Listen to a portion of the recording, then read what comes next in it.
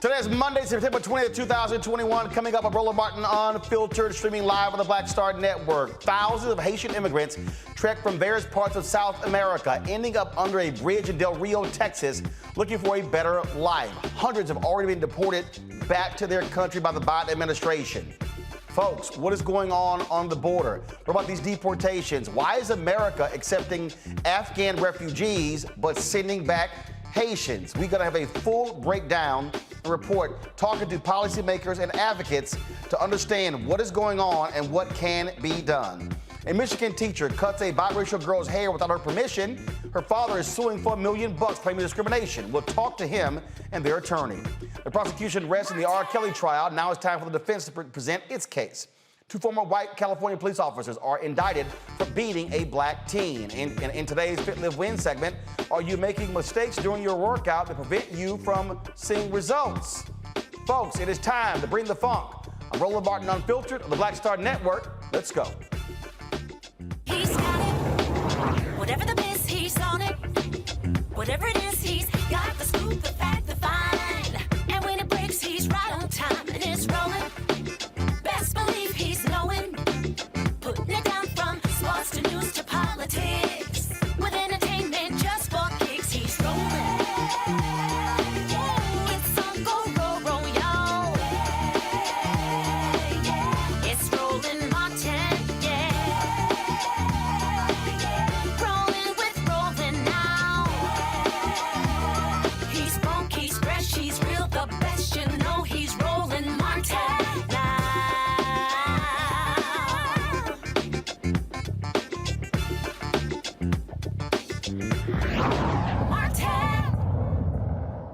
The United States is launching mass expulsion of Haitian migrants from Del Rio, Texas, as more than 12,000 sought entry. DJ Secretary Alejandro Mayorkas said the department is ramping up flights to Haiti and other countries. He held a news conference today in Texas. We in DHS are securing additional transportation to accelerate the pace and increase the capacity of removal flights to Haiti and other destinations in the Western Hemisphere. We are working to increase the capacity of return flights to Haiti and other destinations. We anticipate at least 1 to 3 flights per day. The Biden administration is working with source and transit countries in the region to accept individuals who previously resided in those countries. We are undertaking urgent humanitarian actions with other relevant federal, state, and local partners to reduce crowding and improve conditions for migrants on United States soil.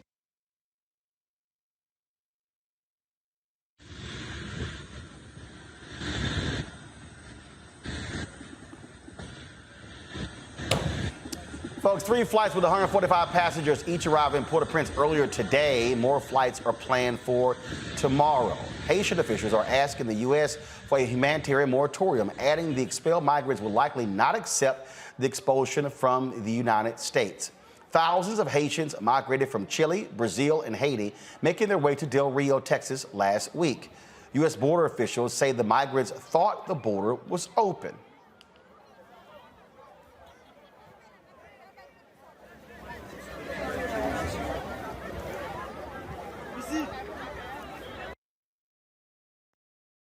Smugglers continue to recklessly endanger lives of individuals they exploit for their own financial gain. Many of these migrants cross through remote, harsh terrain and unpredictable weather to get this far. Many likely didn't make it. The smugglers leverage misinformation to mislead people. Some of that information is focused on the TPS. Let's be clear, only those individuals living in the United States prior to July 29th are eligible for temporary protected status or TPS. No one who arrived here this past week will be eligible to get TPS. So here's the fact. We are still enforcing the CDC Title 42 order, and those attempting irregular migration here will not be allowed to enter the United States. They will be removed and sent back to their country of origin as mandated under current laws. At today's White House press briefing, journalist April Ryan asked White House Press Secretary Jen Psaki why Haitian migrants are being treated differently than migrants from other countries. The process for Haitian migrants has always in this nation been different than other nations. You have people like Congresswoman Sheila Jackson-Lee, who's calling for equal treatment and fairness when it comes to the Haitians at the border. And overall, you're allowing Afghans to come in, Afghan supporters to come in, as well as Mexicans, and then Haitians are not allowed. Can you speak to that, the issue of equity and fairness? Absolutely, April, and I appreciate your question. Let me just take these different pieces side by side, right? One, our immigration policy is not about one country or discriminating against one country over another. We want to end that and hopefully put an end to what we saw over the last 4 years. Let me start with Afghan allies. Afghans who are arriving in our country are entering in a sanctioned an orderly process that includes vetting and security screenings led by the Departments of State, Defense, and Homeland Security. It's not about one particular country of origin, but we've outlined very specifically in here what those processes look like as individuals who are evacuated go to lily pad countries, go through security vetting before they come to the United States on a range of programs. As it relates to individuals who are coming across the border, wherever they're coming from, whatever country they're coming from, Title 42 remains in place. There are a range of programs that people who are in the country can apply for or may be eligible for, including TPS for Haiti, which is something that we still are continuing to look at and review. The Secretary of State, the Secretary of Homeland Security are constantly assessing circumstances on the ground that would necessitate a TPS designation for any country. And they've obviously made a couple of designations over the course of the last couple of months as it relates to Haiti. And no matter whether it's the people who left, the Haitians that left in 2010 and traveled to South America and now trying to travel here, or the ones who left after this earthquake, either way, what is there for them to go back to when these planes are taking them back? The nation is in unrest. The president was assassinated. There are gangs that people are scared of. Democratic rule is not necessarily in place. The people are calling, particularly those here in this nation, are calling for the elections not to be held, on time because of unrest there. And then you also have the issue of the earthquakes. So what is there to go back to? What are you deporting them back to? Well, April, I will say that our objective and our focus is not only in implementing current immigration policies. We have also been working to provide a range of assistance, working closely with officials from the government as individuals are going back to Haiti, to provide a range of financial assistance, to provide a range of technical assistance. That is ongoing. And we certainly support and want to be good actors in supporting Haiti during a very difficult time, as you noted, with a government that is still working to get back to a point of stability with recovery from an earthquake. And that's why we have a range of programs, options, as well as financial support in place. Psaki was also asked about the treatment of the Haitians after a video and photos showing several Texas border agents on horses swinging whips. There are photographs and reports of border agents on horseback using what appear to be whips on Haitian migrants. Does the administration view that as an appropriate tactic? Can you speak to that? There are people who are upset about it. Yeah, understandably so. I've seen some of the footage. I don't have the full context. I can't imagine what context would make that appropriate, but I don't have additional details. And certainly, I don't have additional context. April, I don't think anyone seeing that footage would think it was acceptable or appropriate. And the DHS said it will be, it said Saturday that federal agencies will be partnering with the Haitian government to provide assistance to the returnees. Can you elaborate on what that assistance will entail exactly? You mean to the people who are returning to Haiti? Yes, we've been in close contact with the government about when people return, what that looks like. Let me get you some more additional details about what that looks like when they get on the ground. Go ahead, Yamiche. Thanks so much, Jen. I want to follow up on the question about Haitians and it's specifically these photos that are surfacing on Border Patrol agents seemingly using whips. I know you said that there's no context that it would be seen as inappropriate, so the question really is, why would this be happening under the Biden administration? Is this going to stop? What would I wonder sort of what are going to be the consequences if what we're seeing is what we're seeing? I mean, Yamiche, it's all good questions. We just saw this footage. It's horrible to watch. I just have to get more information on it. Again, April, I don't have more information on it. I've also seen the video. I can't imagine what the scenario is where that would be appropriate. I'm certainly not suggesting that, but we've just seen the footage earlier this morning. I know you said that you're still assessing it, but just to add, if this is what we see, is it the president's stance or the White House's stance that whoever these border agents are using what seems to be whips on migrants, that they would be fired or at least never be able to do that again?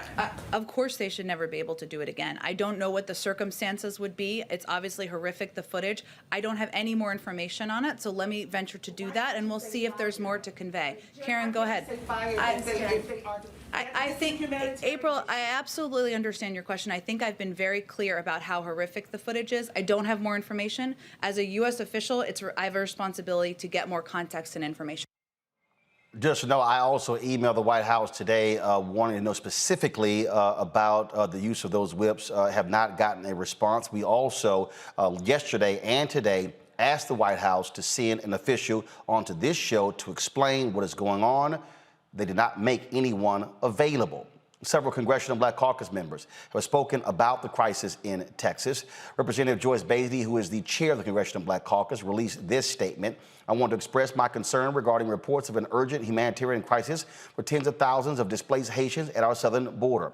I want to be clear that we are a nation of humanity and rule of law. My heart aches for the people of Haiti who are currently experiencing unimaginable political and economic upheaval. As we address the current surge of Haitian people, it is critical that we approach the situation focused on fairness and the safety of all involved. I will continue to fight to see that refugees are welcome in America, regardless of race or country of origin. I have contacted Secretary of Homeland Security Alejandro Mayorkas to request that he immediately assess the situation and ensure that humanitarian assistance, including lavatory facilities, food and water, is being provided to those being processed, especially children.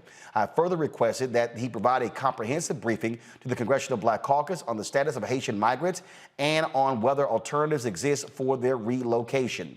Florida Representative Val Demings also issued this statement regarding what's happening there. She said immigration reform to protect dreamers, Florida farmers, TPS recipients, and essential workers is critical for our economy and our future. The Senate must move forward, and they should do so with the understanding that in a democracy, the majority should be able to pass legislation to serve the American people. However, let's also be clear that we are only in the situation because inexcusable obstruction by Senate Republicans has nearly shut down Congress's ability to work for the American people. The Senate must find alternate pathways to complete this work, and every Senate Republican should be held accountable for opposing immigration reforms that will protect workers and an estimated $1.5 trillion to our economy and create 400,000 new jobs. Later in the show, we'll be joined by Congresswoman Yvette Clarke of New York.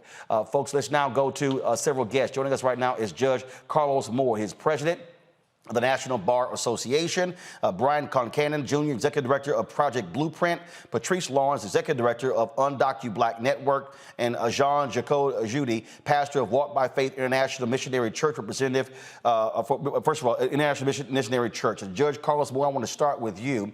What is the role the National Bar Association is playing along with the Haitian government or the people of Haiti regarding this crisis? Roland, the National Bar Association is simply calling for the rule of law to be followed. We do know that historically the United States has treated immigrants and migrants from Haiti differently than other non-Black migrants. And so we're simply asking for fairness, for humanitarian relief for individuals who have been devastated by a recent earthquake that has placed over 100,000 people, left them homeless, and then the political upheaval with the assassination of their president. They have no safe place to go. I'm going to look at Brian here. Brian, first of all, how did we get to this point here? Last year, of course, we had we had the deportation of Haitians back to the country. There was grave concern about COVID, not having, proper testing facilities in Haiti, returning folks back to that country. The Trump administration was doing that. Folks were blasting that. The actions that we're seeing right here from the Biden administration and under this DHS are shameful and despicable. And again, somebody has to answer how in the hell horses and whips are being used. That is certainly not the kind of image this administration should want to send out to this country and abroad. That's a great question, and they're both long-term and short-term answers. The long-term is that for decades, for centuries actually, the U.S. government has had policies that undermines Haiti's ability to provide basic services to its population and undermines democratic governance. That has inevitably created a demand for people to leave Haiti to find somewhere safe where they can live. In the short term, the Biden administration has been using Title 42, which is a public health measure that then Senator Kamala Harris said was illegal and not really advancing public health. They've been using Title 42 to expel people, especially people of color, including Haitians, from the U.S. That policy is illegal. Last Thursday, a judge ordered it. A judge determined it was so, and it's applied in a discriminatory way. And although it is less spectacularly racist than the whips and the horses, it still is racist, and it's led to 850,000 people being sent back to difficult and dangerous situations. Patrice, this Haitian policy that the United States has had really has been in place since President Jimmy Carter. And people have complained for decades. You had Cubans coming to the United States, getting asylum, Haitians being returned. And there really has never been a good explanation as to what's the difference between Cuba and Haiti, other than Cuba is led by a communist regime. Roland, there is no explanation because the only explanation that can be possible is racism. There's absolutely no other reason for this. And that's even clearer with the images that we saw today. I'm really questioning, what year are we living in? Is it 2021 or is it the 1800s? Because what I saw today was slave patrol. What I saw today was Black people saying we are vulnerable. I've got my child with me. I've got my baby on the breast. I have got everything that I have brought with me here to seek assistance. And the United States saying that 15,000 people, 10,000 people is a crisis? Seriously? We can't handle that, but we are doing other things for other countries? It is shameful. It is absolutely disgraceful. It is absolutely shameful. And all of those racists, those savages on those horses need to lose their job immediately. We have to stop the war on Haitians. We need a system of care. We need to make sure everyone's tested for COVID if that's the problem. We need to get rid of Title 42, and we need to institute immediately Haitian parole. We have the tools to use, and the only reason we're here today is because we're under Biden and not Trump. If we were under Trump, this wouldn't even be a conversation. Pastor Judy, when we talk about, we talk about treatment, I mean, here's the question that somebody has to answer to. And that is, how can the United States easily, without any thought, relocate thousands of Afghan refugees? They're not, so if we had to use the argument of Cuba, the Afghans are not coming from a communist regime. So the question then is, all right, why is the United States treating Haitian migrants differently than they are Afghan refugees? It's a good question. It's sadly that we're witnessing what's going on under Biden. What I see that happening here in El Paso, Texas, is that the government, the current government, is let themselves being bullied by Abbott, the governor of Texas, and in that there is a knee-jerk reaction from the administration, and that reaction gonna cause more problems for the people that been already about 7,000 that I know that been already in Haiti, and Haiti is not equipped to receive them. It's creating more problems for these people that are trying to find life. If we're gonna do anything about this problem, we need to go to Panama and Colombia and Colombia to fix it there. Not when they already cross all these countries and then enter even Mexico and now the United States. The United States, like the speakers already said, understand the situation in Haiti. Haiti being ruled by bad politicians for decades. Like Brian and George Carlos was saying, it's bad governance that happening, international bad policy over decades, allowing puppets, allowing corrupt people to govern in Haiti over the last decades, and now we're doing a knee-jerk reaction to respond to this because Republicans who are already against us, against migrants, Republicans bullying, talk about it and so forth, and now the Haitian people are gonna suffer more and more. You're there in El Paso. Are you and your church members, are y'all corresponding with officials there? Are you offering any assistance? Have you actually been on the ground to assess what is going on here? Have y'all even tried to provide any sort of assistance, food, water, anything like that? So El Paso is 85% Hispanic and 3% African Americans, and then we have these 300 Haitians here in El Paso. The majority of the Haitians here in El Paso, not migrants, part of the military. I'm a retired captain from the United States Army. And the rest, it's like 60 families, Haitians, they're all military. So they cannot speak about the current situation. So I speak. Today, the county judge released numbers of Haitians being processed through El Paso from Friday, talking about 1,500, and then starting today is gonna be 500 every day. The process that I'm saying is that to take them to the airport and then send them back to Haiti. This process will not work. This process, like I said again, is gonna cause more chaos in the life of the people in Haiti. The people here in El Paso, I'm one of the black churches here in El Paso that I need to appeal to the black community. I cannot sugarcoat it. We are a minority within a minority, and the black churches here in El Paso know that they have not responded effectively to face this issue with me.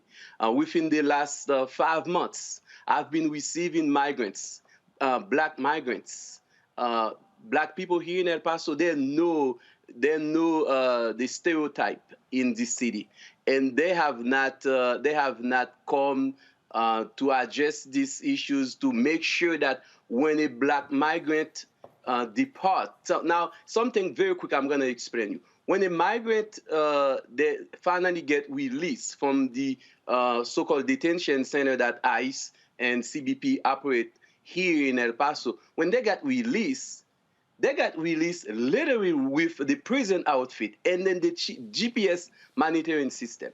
And then they let them go through the airport and then to the planes just like that. That's not right.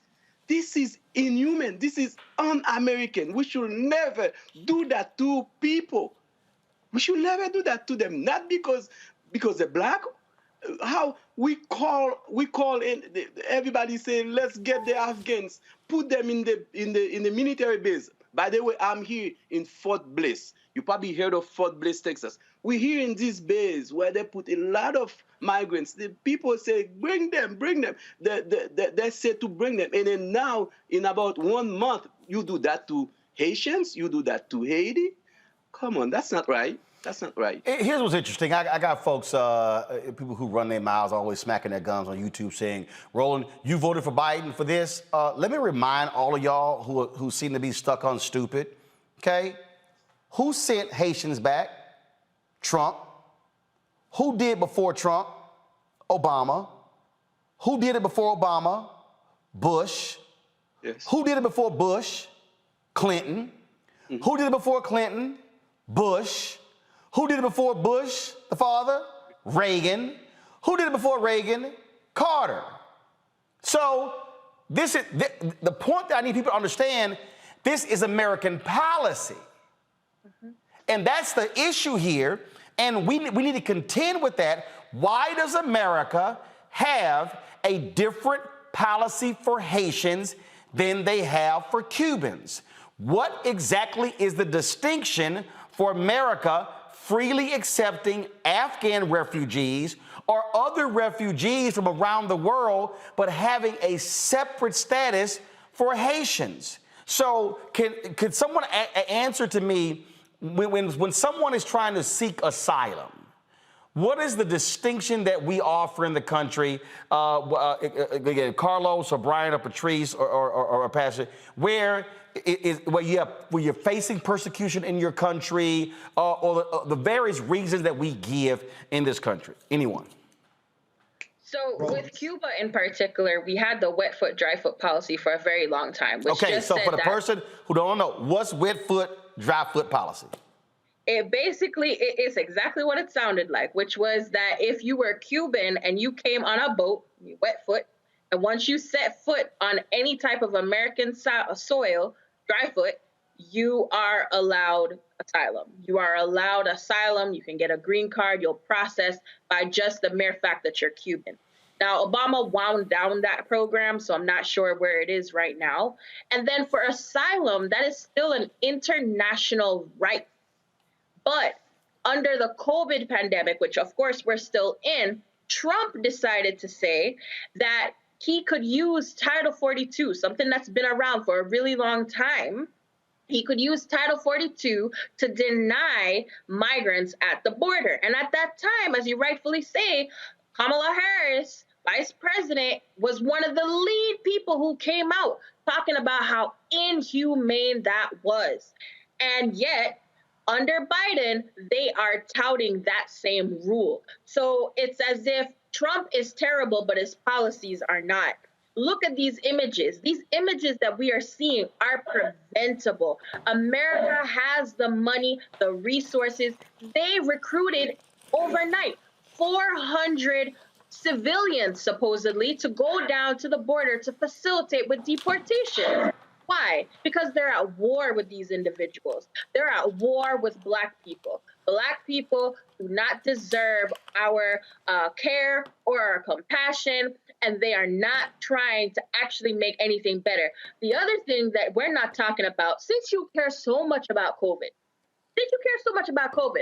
wear your masks. And why aren't you giving care to people? Are you testing every single person before they get on that plane?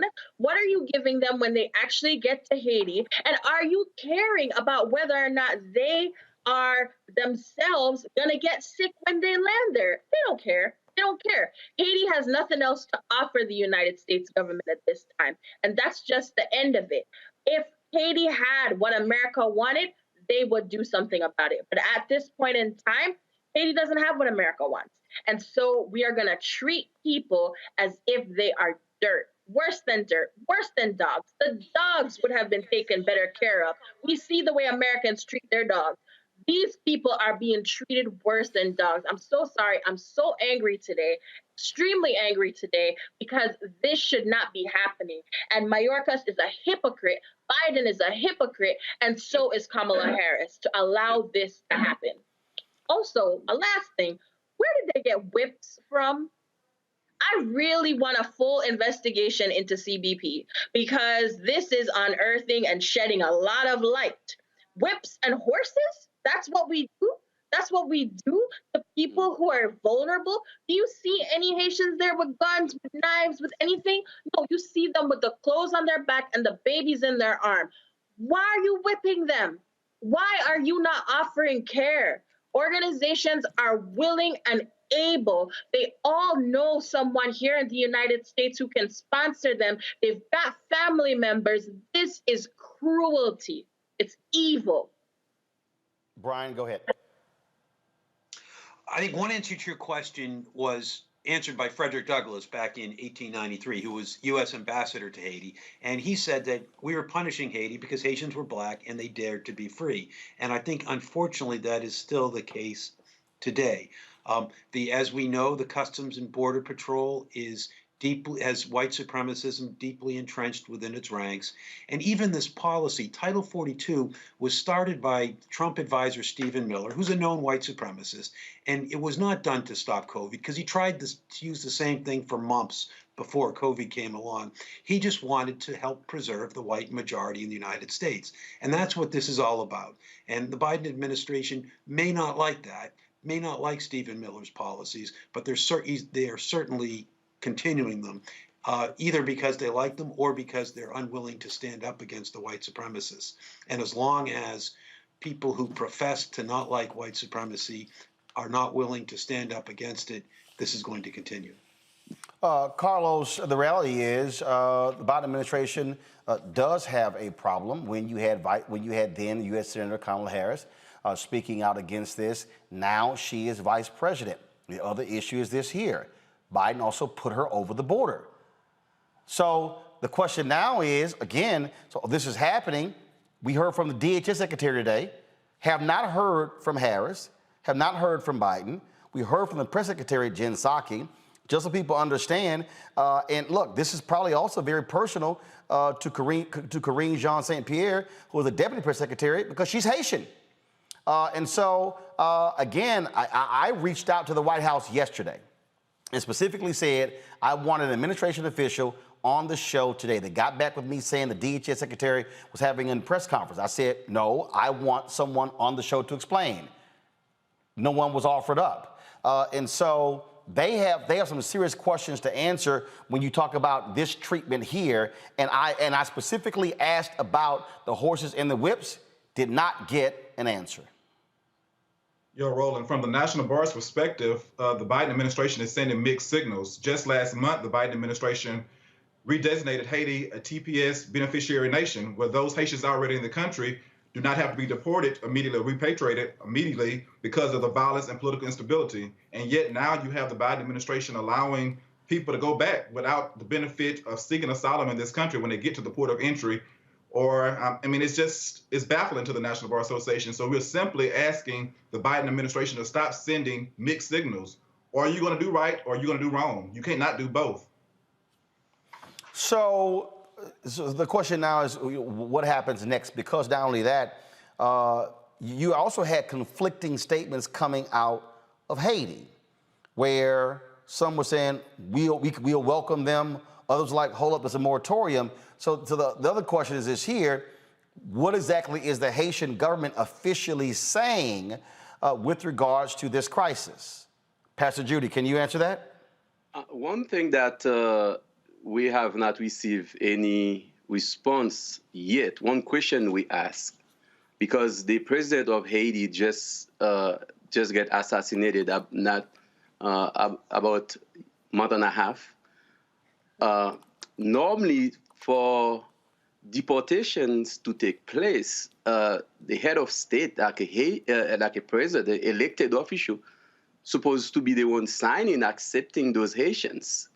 Now, of course, there's so many corrupt officials in Haiti right now working with the U.S. embassy that probably work some deals. Questions need to be answered about how do they accept those migrants, those Haitians. There's some Haitians that left Haiti after the earthquake. They already settled in many places. Haiti is the last place that they will go because the ties is limited because they've been away from Haiti for so long. So the question today is who signed, who accepted them, who allowed it, or is the administration just by force just enter Haiti because Haiti is unstable right now? So as far as officials in Haiti, it's nobody really in charge because not too long ago, the prosecutor sent a letter to interview the current prime minister. The prime minister turned around and get the prosecutor fired. So, I mean, the things that we need to talk about also is that who is in charge in Haiti, and who does the administration work with in Haiti to do things. From a Haitian perspective, it's some shady thing is happening right now, and these people, they need to come to your show and to respond to those hard questions. How did that happen? How do we treat Haitians like that? Like you were talking about the question about Cuba and Haiti. You know, I came here in the United States in 1994 based on asylum. My asylum application from Haiti was granted because when I was in Haiti, I was working in Radio Classique in Haiti. So there was, nowadays, when the Haitian, even though they have credible fear of persecution, torture, and death, they say that, oh, it's all economical because they don't have anybody that talk on their behalf. Cuba have a lot of people talking on their behalf. Now I'm appealing to the African American community to start helping us, to start helping this country in the Caribbean that's been so long been mistreated, abused by the U.S. and by their own. Well, in fact, on that particular question, I mean, I raised this question a couple of months ago, and I said, in terms of, look, there's a very strong Cuban-American alliance, groups that are in this country, especially in Miami-Dade. And everyone keeps telling me that you have these very strong Haitian-American organizations. Okay, the question is, where are they?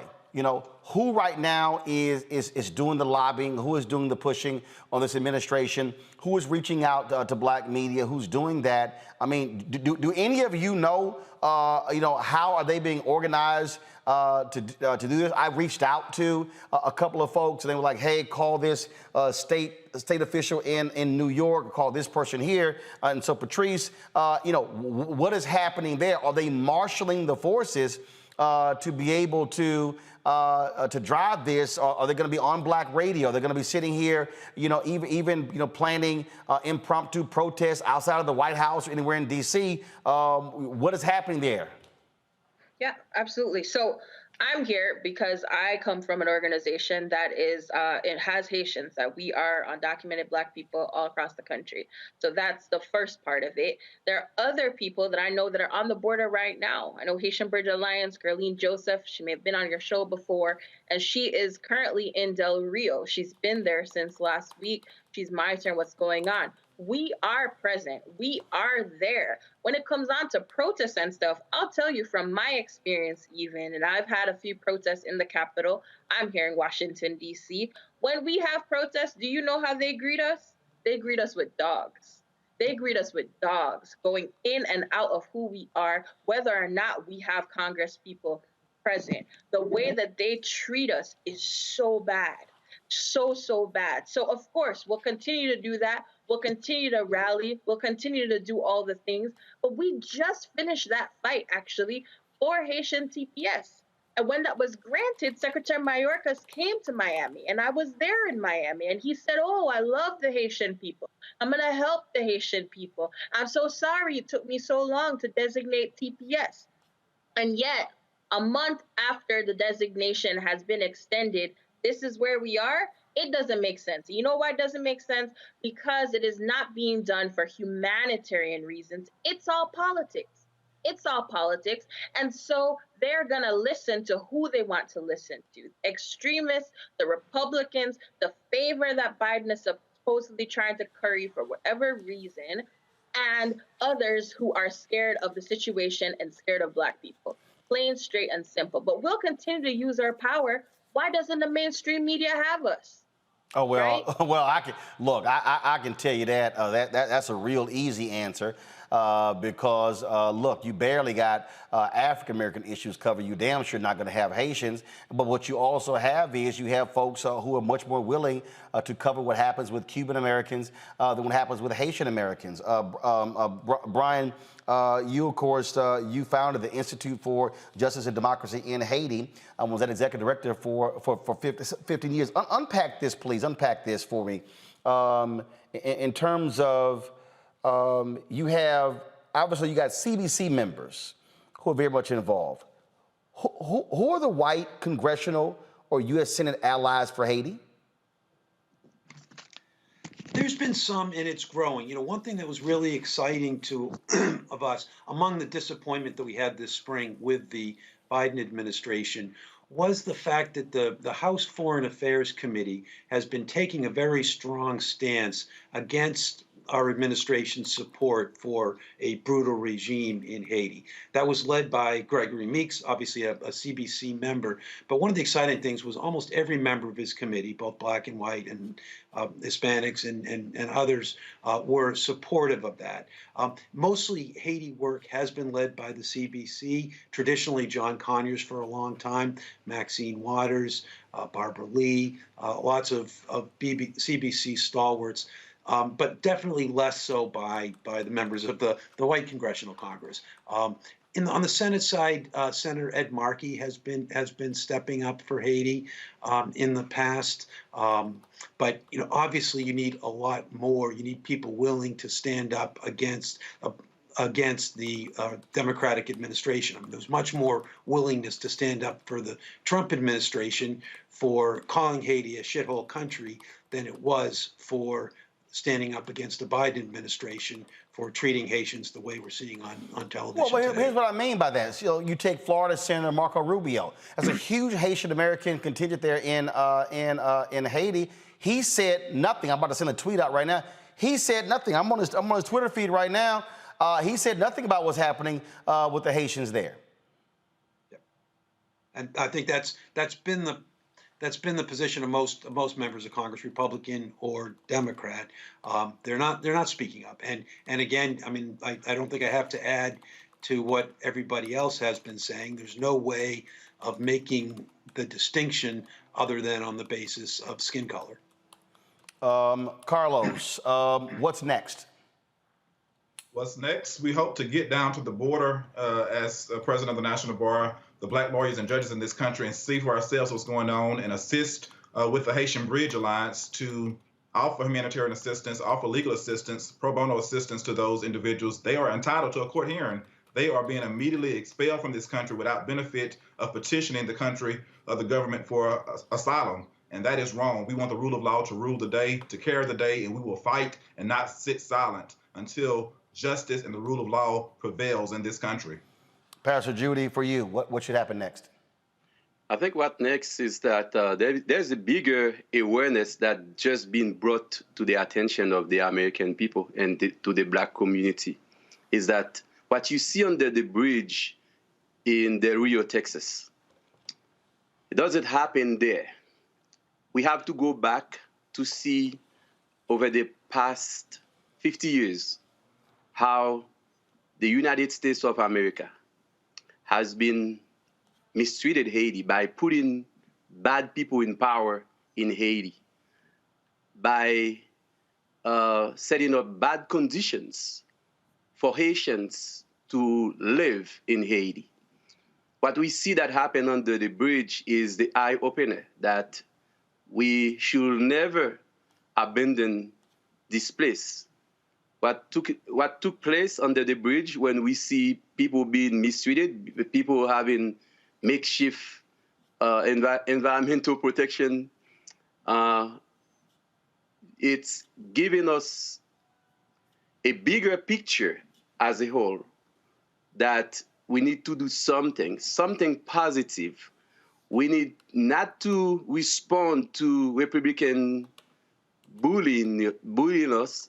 We need to continue forward. Like things that took place in the past, actually for Haiti, the Congressional Black Caucus being in the forefront. Now I understand Biden is the president, is the Democratic president, they're kind of silent. They need to come back and start talking again, start bringing awareness. We need to take off the gloves. The Black Lives Matter. We need to get involved about this minority of Black in Haiti being mistreated for too long. And the real is to let us know that, oh, Haiti still exists. Haiti, we need to do something more positive about that place. Patrice.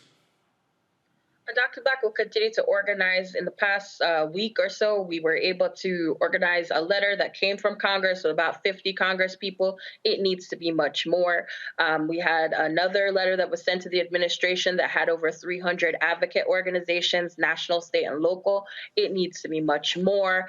And we are calling on all of the viewers to treat this situation as how they treated the kids in cages. Let the whips on horses be the same reaction as kids in cages.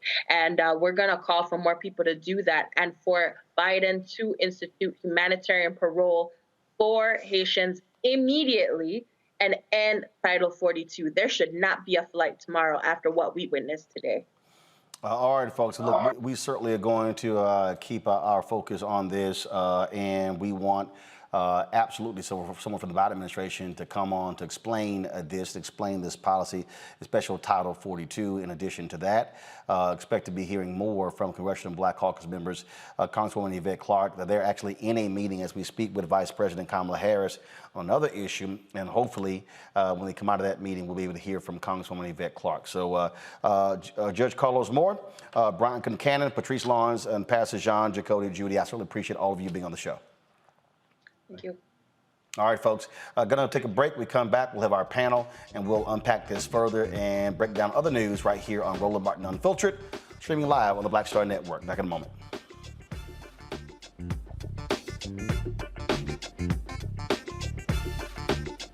I believe that people our age have lost the ability to focus the discipline on the art of organizing.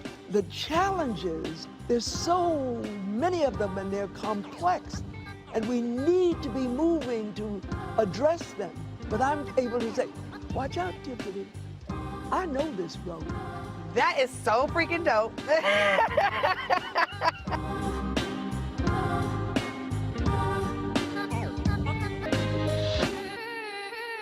Time to be smart. Roland Martin's doing this every day. Oh, no punches! Thank you, Roland Martin, for always giving voice to the issues. Look for Roland Martin in the whirlwind, to quote Marcus Garvey again. The video looks phenomenal, so I'm really excited to see it on my big screen. Support this man, Black Media. He makes sure that our stories are told. See, there's a difference between Black Star Network and Black-owned media and something like CNN. I got to defer to the brilliance of Dr. Carr and to the brilliance of the Black Star Network. I am rolling with Roland all the way. Honored to be on a show that you own. A Black man owns the show. Folks, Black Star Network is here. I'm real revolutionary right now.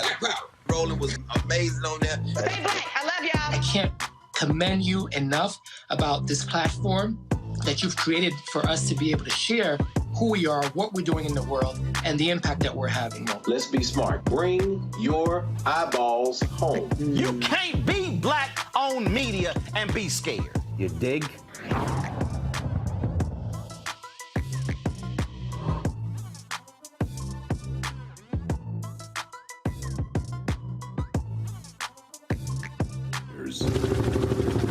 America lost 58,200 soldiers in Vietnam.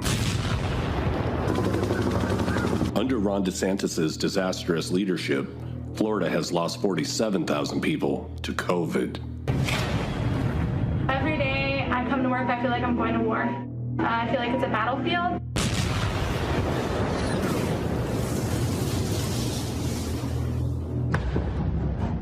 Governor Ron DeSantis has been downplaying the severity of COVID in Florida. I mean, it may go up a little, but it is not surging. Just like the Secretary of Defense and generals did in Vietnam.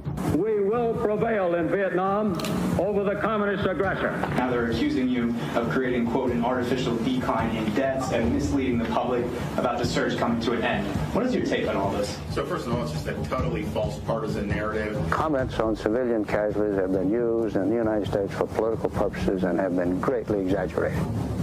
There's been a lot of misinformation. Soon, Florida will surpass the number of Americans dead in Vietnam.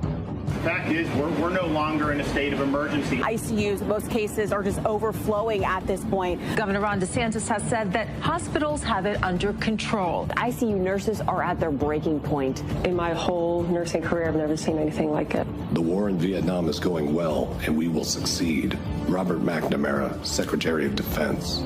40 to 50 ambulances in the county have to wait an hour or more to offload their patients because there aren't enough beds. 1,200 dead of COVID yesterday in Florida. That's not the total for a week or a month, but one single day. More people are dying now than ever before during the pandemic. So you're going to give a speech, or are you going to ask a question? Refrigerated trailers are in place at several hospitals to expand hospital morgue capacity. Ron DeSantis' disastrous leadership has turned Florida into its own Vietnam. Yet we were wrong. I believe we were terribly wrong.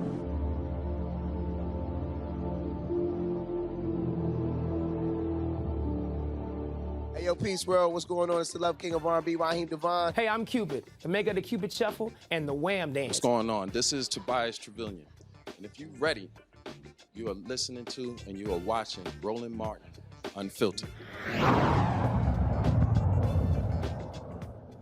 Folks, this is a drone video from the folks at The Insider that gives you a sense of how expansive and how major this issue is, where you have upwards of 12,000 Haitian migrants there on the border. So check this out.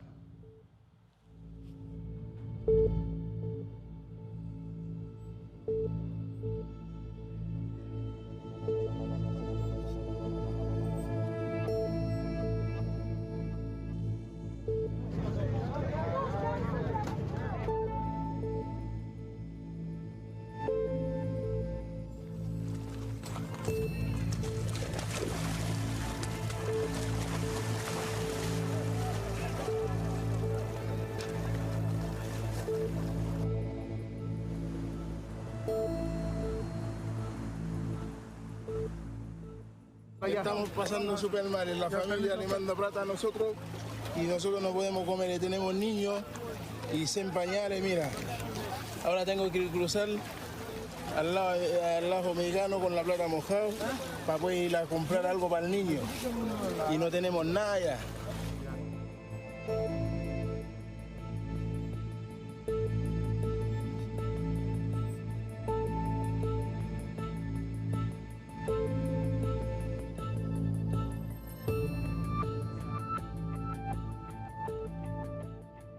Se eu deportado agora, eu vou morrer. Haiti não tem segurança. Haiti, só bandido. Tem guerra civil todo dia. Muito complicado, porque não tem dirigir Haiti, não tem nada.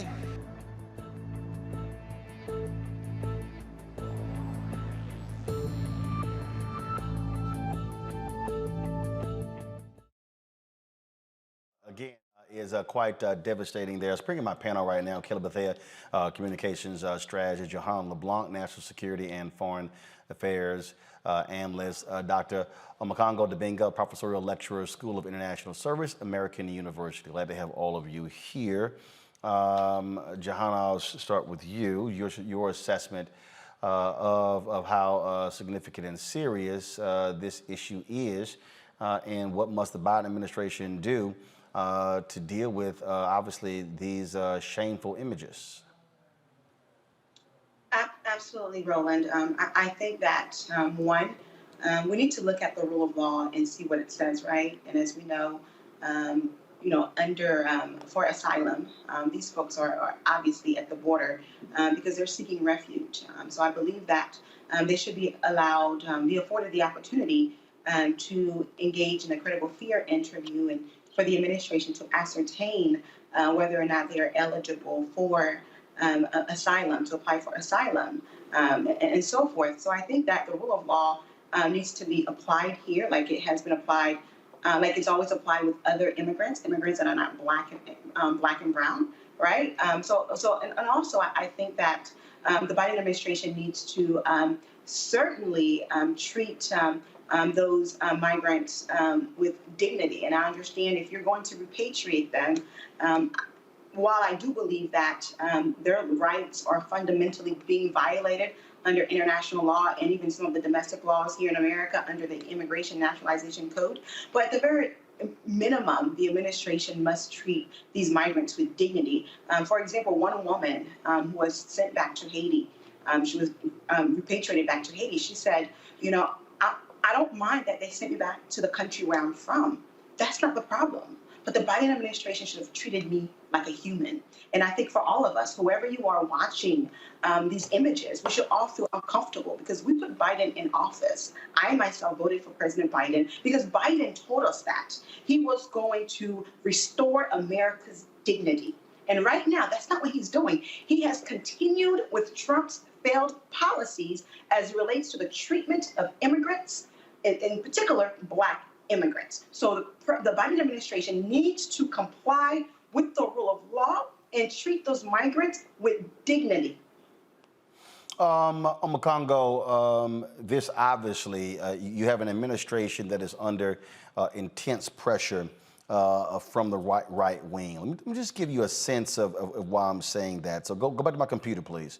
So if I scroll down, I just click videos. If you look at, a lot of the folks who are reporting on this, what you're seeing is yes, Sky News, you're seeing CNN, but guess what, Democracy Now! But also you're seeing Breitbart, Daily Caller, a lot of these right-wing websites. And so what's happening here is that the right wing has been putting massive pressure on President Biden over the issue what's happening on the border because they have been making this a political wedge issue. And so there's even, you see this, just so y'all understand what's going on here, I'm going to play this. I'm not going to play a lot of it, but here you got Senator Ted Cruz, Cuban immigrant, okay, dropping this video that Breitbart pushed out. Cruz blames Biden for inhumane Texas migrant camp.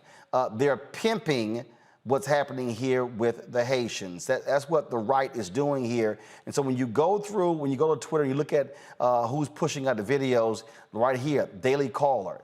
There's a reason why the right is doing it. They don't give a damn about Haiti. Yeah, absolutely right. Absolutely right. And they're going to push any single narrative that they can to act like they care about us. And yes, we can talk about how Biden can't win for losing when it comes to this because he's going to get hit from all sides. But we need to focus like you just did for this last hour on the side that we're on and hitting them. Because as the last panelist said of the last segment, those flights need to stop tomorrow. All these Breitbart and all these guys, they're going to take every single thing that they can. But we need to keep this activism going. We're talking about freaking whips, Roland. Whips, man. It's like 1821 or 2021. Biden has all of this talk about restoring dignity and the like, but his policies, whether we're talking about Iran, Cuba, Canada, and now this is continuing what Trump did. And we put these people in office right now, and really at the end of the day, Ted Cruz and all of these guys, they can go and sit themselves down somewhere. We got to continue to fight for our people on this border. Like the pastor said, where the churches, just where are we right now, Roland, right? And nobody's giving it the type of attention that you're giving it right now. And so we need to keep the fight up.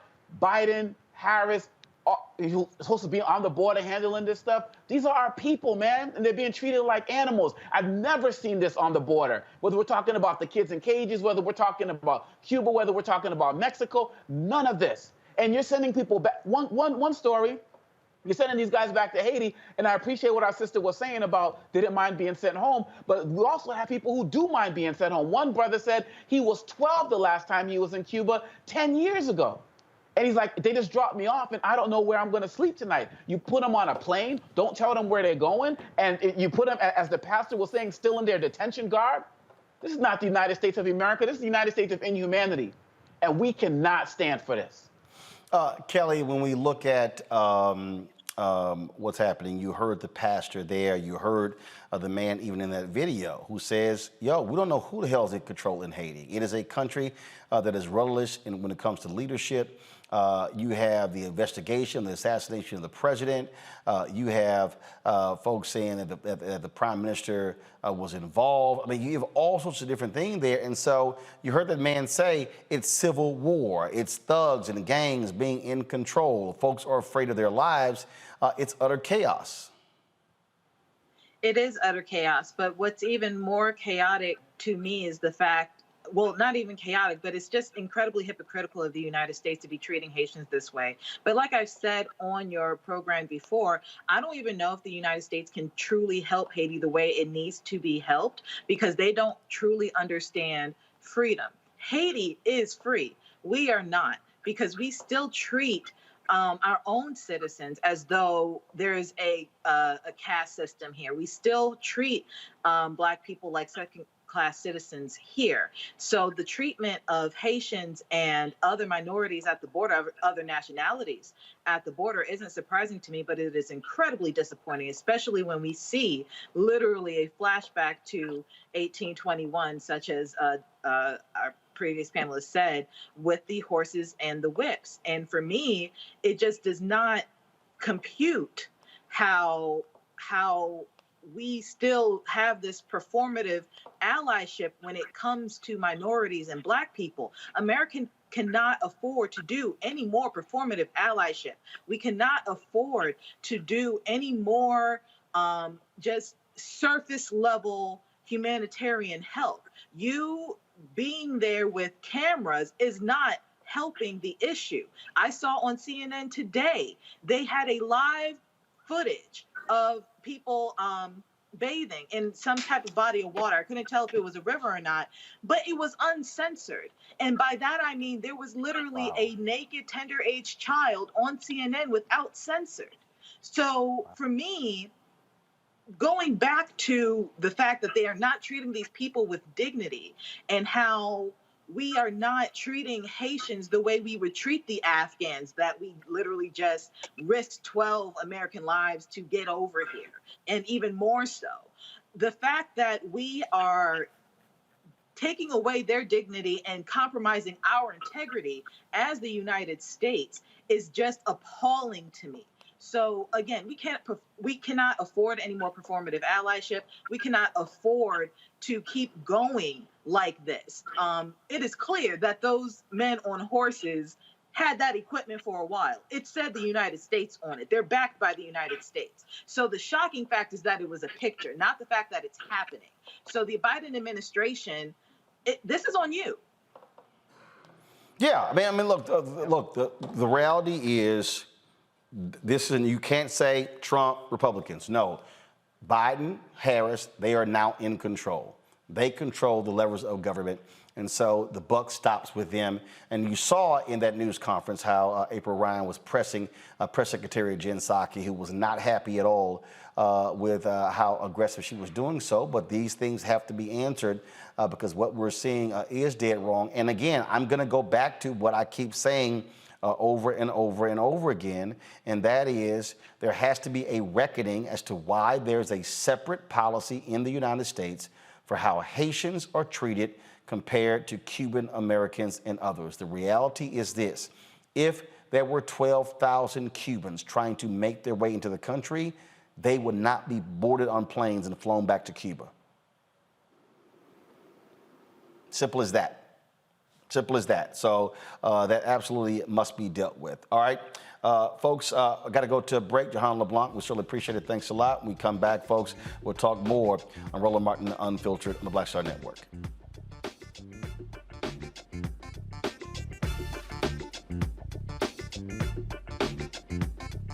George Floyd's death hopefully put another nail in the coffin of racism. You talk about awakening America. It led to a historic summer of protest. I hope our younger generation don't ever forget that nonviolence is soul force. Priceless.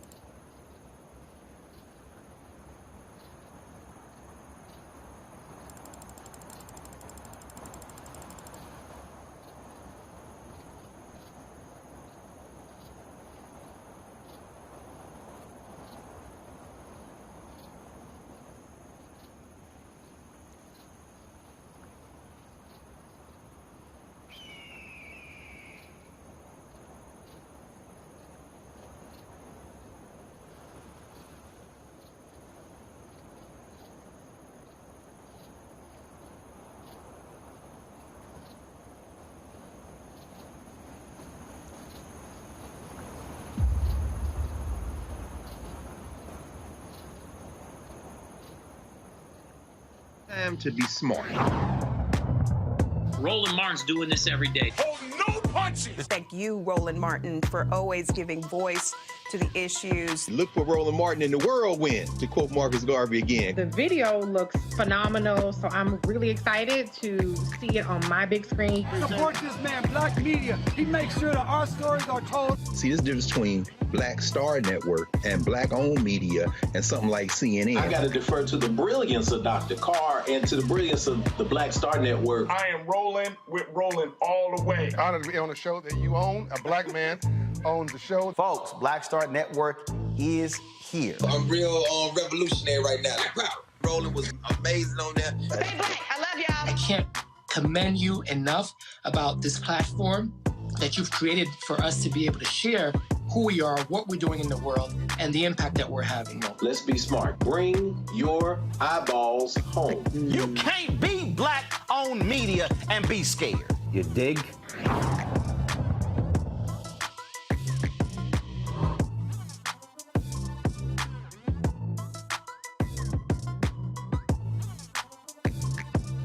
I'm Bishop TDJ. Hi, y'all doing? It's your favorite funny girl, Amanda Seals. Hi, I'm Anthony Brown from Anthony Brown and Group Therapy. What up, Lana Well, and you are watching Roland Martin Unfiltered.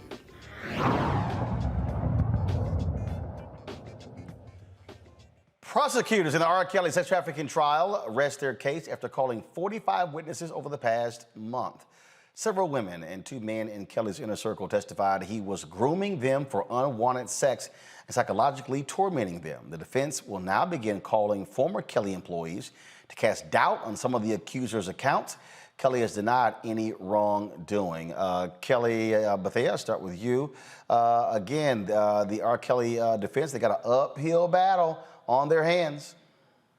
I don't even think it's uphill. I think they already lost the war on this. This is just a matter of constitutional rights at this point, in the fact that R. Kelly is entitled to an adequate and effective defense. Frankly, what he did was indefensible. We have known for 20 years that R. Kelly is a pedophile. He is also a hebephile. He is a disgusting human being who happened to have been talented, not talented to the point of that he's above reproach, but he was talented nonetheless. He was a musician, but that does not excuse his behavior to the tens of possibly hundreds of Black girls and young Black women that he has assaulted, that he has raped, that he has. Hold up. We cannot say he's assaulted and raped because he hasn't been convicted. I understand your allegedly. Point. Thank you. Allegedly. I said, but as a lawyer, we can't make that because he's not been convicted. I'm aware. My apologies. Allegedly assaulted, allegedly raped, just indefensible crimes that he has been indicted for. He needs to go to jail. Should he be found guilty, which I, at this point, have no doubt that he will be, he needs to be up under the jail. This is a man who claimed to be the Pied Piper. He coined himself to be a predator, because that is what a Pied Piper was. That whole folklore of a older man who, by being a musician, was able to lure children away from the safety of their homes so that he could do unspeakable things to them. The fact that he likened himself to that in a favorable light and still thinks that what he allegedly did is okay just shows you that not only the cognitive dissonance, but just how sick this man really is, and how sick, frankly, his followers are, who still think that he's innocent. So again, like you said, we're going to be watching this very closely, but I have a really good feeling that we won't be saying the word allegedly much longer. Makongo? I'm definitely hoping that Kelly is right on that, in terms of we won't be saying allegedly much longer. And I really hope that after this trial is complete, that many of his accomplices will also be brought up on trial, because they engaged in trafficking of children. Last week, you talked about how somebody walked in on him when he was performing oral sex on Aaliyah. I mean, these are things that people knew, and these are things that people saw. The man used to sit outside of high schools looking for girls, and people enabled that. I think it's really important also that we're making sure that these victims are getting the alleged victims are getting the support that they need as well. Because we all see when people who might be celebrities like a Lupita Nyong'o or people like that come out and condemn people like a Harvey Weinstein for what they did, and they get attacked online and social media. These younger children, they don't have that type of defense. And so if people are knowing who they are, I wouldn't be surprised if people who are still part of R. Kelly's team are engaging in some form of bullying and those types of behavior as well. So we have to make sure that we're doing the work to uplift them as well, because they need the support for their coverage. They were doing this before Me Too ever popped off, right? And so really at the end of the day, we have to make sure we're supporting our young black girls who are now young black women now, and probably a little bit older black women now. And we have to make sure that his entourage and everybody who's involved in this trafficking ring gets punished to this most severe extent of the law if they are found to be guilty. So we certainly will see what happens now that the defense now has their time. All right, folks, so let's go to Michigan, where, crazy story, a Michigan father is suing a school district for cutting his daughter's hair. Biracial, but did it without permission. Jimmy Hoffmeyer filed a $1 million lawsuit against Mount Pleasant Public School for racial discrimination, ethnic intimidation, intentional infliction of emotional distress, and assault and battery. Hoffmeyer claims the school violated his daughter's rights after having their hair cut on 2 separate occasions while his daughter, Journey, was at school. Joining us right now is Jimmy Hoffmeyer, as well as attorney Chandrika Simmons and Christina Laster, Director of Policy and Legislation, National Parents Union. Glad to have you here. Jimmy, first of all, why in the hell are they cutting their hair? Like, what was the rationale given? They said it was because my 7-year-old daughter, asked for it to be done. Okay, hold on. They're claiming that your daughter asked for her hair to be cut. Yep. But so what? Is there a salon or a barbershop in the school? No, there isn't actually. So first of all, who cut her hair? First time it was a 7-year-old little girl that was in class with her, and her name was Amaya, I guess. That was on March 24th. And March 26th, it was done by her library teacher and approved by her her first grade main teacher as well. Okay, so I mean, obviously, look, in schools, kids do all kind of stuff. And so having another classmate clip your hair, I mean, I get that. But a teacher actually went ahead and at no point did that teacher say, sorry, Journey, I can't cut your hair. You're going to have to actually talk to your parents? And no one talked to you? She actually addressed my daughter, actually. And, yeah, I'd never got an email, a call. I had to call them to figure out what happened to my daughter's hair. Chandrika, explain this, because does the district actually have a policy? No. Go the ahead. district does not have a policy of educators turning into barbers and cosmetologists for the day. So this library teacher gets permission. Who the hell gave him permission? No one gave them permission. And from the evidence that we've gathered from them thus far, they have every mechanism in place to be able to contact a parent regarding any underlying issue that they may have regarding a student. And in this case, they chose not to contact Mr. Hoffmeyer and to just unilaterally decide that this was best for his daughter. Even though Mr. Hoffmeyer had already taken his daughter to a hair salon after the child on the bus cut her hair to shape it up and make it look presentable, they cut this child hair after she had visited at a hair salon. So I'm just trying, I mean, the thing that really just jumps out at me here, Jimmy, is, okay, what was the response from the principal, from the school district? The response from the there really wasn't a good response. They just asked how they could just make it go away, pretty much is all they said. And from the get-go, they told me that they were going to end up with letters in their progress reports, and that's what the end result was of their third-party investigation, who never spoke to me or my daughter or her counselor or anything. I want to bring in Christina Laster, of course, with the National Parents Union. Christina, the reason this is significant because this is not the first story we've told. We've had black folks fighting hair battles. We've, of course, been covering the Crown Act, its passage in different parts of the country for the past year or so. And the thing that really that jumps out is just this constant desire to cut black kids' hair. Right. And so basically we see that Mount Pleasant would like the public to believe that this is an isolated incident, but we know that it is not. And there is a pattern and a history of hair discrimination, right? And now we're seeing that permeate throughout K-12 schools where children are either forced to comply or assimilate immediately if they're involved in athletics or whatever the case may be.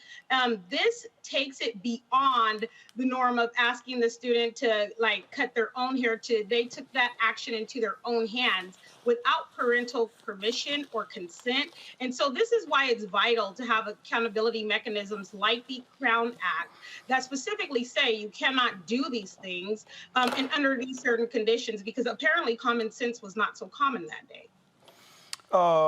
In terms of what is the next step, first of all, with your lawsuit, Christina? I'm sorry, Chandrika, your next step for the lawsuit? So right now, we filed a lawsuit last week in the Western District. The lawsuit, however, will be moved over to the Eastern District, most likely in a couple of weeks. Once that is moved over, we will serve the defendants with the lawsuit and go from there. What we're seeking is some type of justice, because the response that we received these months that we've been trying to reach a resolution with the school district on this matter is so nonchalant, so not taking accountability for this occurring to this child. And I don't think they understand the underlying issues, that this is a cultural issue and there needs to be a cultural change in the Mount Pleasant school districts. I've been reading comments about this lawsuit since I filed it, and I see that there's a cultural divide as to children of color and their hair versus others in their hair. But I would like to say this. If anyone had a child in public schools and they came back home with their hair cut, they would be livid. Jimmy, obviously you get a response from the principal. How about the school board? The school board, we haven't gotten any response from, really. We've tried to show up at school board meetings and have them address things, and they've never responded back. Wow, well, that is certainly very strange there, and I must say, Christina, we keep seeing this, and for a long time you had black parents who, played the get along game. Now you got people who are saying absolutely not, especially since you have more African Americans who are wearing natural hairstyles and are fighting a lot of these dress code policies that frankly discriminate against black folks. Right. And what we do know is that we can't legislate hard changes, but we can legislate justice, right? This is the importance of having the Crown Act in places for accountability, because as you heard from Jimmy Hoffmeyer, we tried to use the proper protocols and procedures to address the school and the school board and ask for them to hold themselves accountable, but they were unable to do so. And so as the public may see it as, oh, just a ploy to, try to raise suit and get money, that is not the situation. We actually went through the proper procedures and channels to try to get them to hold themselves accountable. But what we realized is that they were not willing to do so. And so now we will pursue justice in the court and remedy in the court. And that is just basically what I admonish all parents to do in situations like this. Don't just leave it in the hands of people that aren't willing to hold themselves accountable. Pursue justice by every means. All right, then. Jimmy Hoffmeyer, Chandrika Simmons, and Christina Laster. I certainly appreciate it. Thanks a lot. Let us know what happens with this case. Thank you. Will do. Thank you very much. Omokongo, I want to start with you. Again, this is a constant attack on blackness. This is why the Crown Act should be federal law. There have been different states and counties that have actually passed it, but it actually should be a federal law that deals with hair discrimination. It absolutely has to be. And I'm glad you asked the question about the school board, because this is actually connected. I'm thinking of a story from the York Central School Board in Pennsylvania where they've banned a whole bunch of books in, this whole critical race theory faux argument.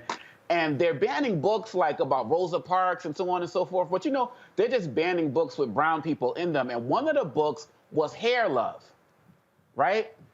A book that was widely celebrated for showing the beauty of young black children's hair. And so when people think that these are isolated incidents, this is systematic. I'm thinking about that wrestler who had his hair cut and still went out there and won the match.